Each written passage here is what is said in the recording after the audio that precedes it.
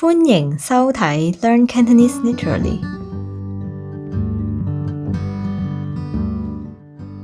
雖然普通話同廣東話係兩種唔同嘅語言，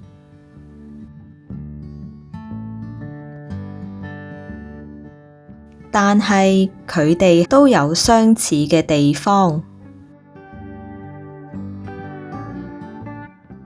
我畀8句例子大家感受下啦。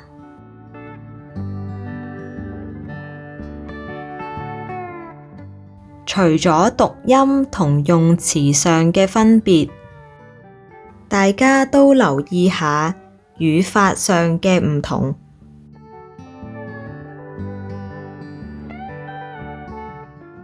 1.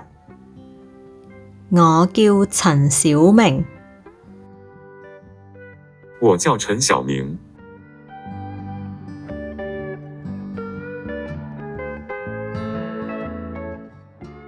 2. 我今年30歲。我今年30歲。3. 你有冇搞錯啊？你有沒有搞錯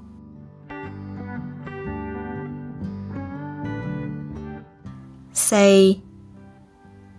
啲蘋果個個都咁靚，唔知點揀好。這些蘋果個個都那麼漂亮，不知道怎樣選好。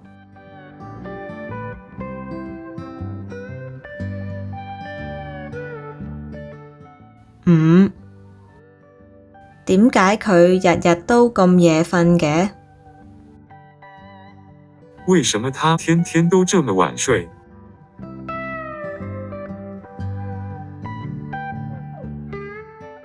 ？6. 邊度有得睇呢套戲啊？哪裡有得看這部電影呢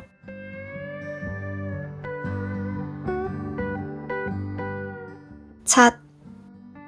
你唔好話畀佢知住。你先別告訴他。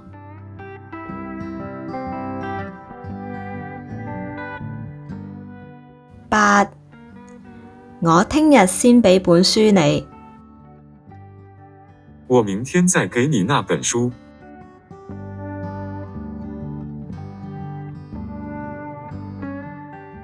作為兩種同樣屬於漢狀語系嘅語言，普通話同廣東話之間係有啲相似嘅地方，但係如果淨係學咗其中一種，都唔會自然聽得明晒另一種㗎。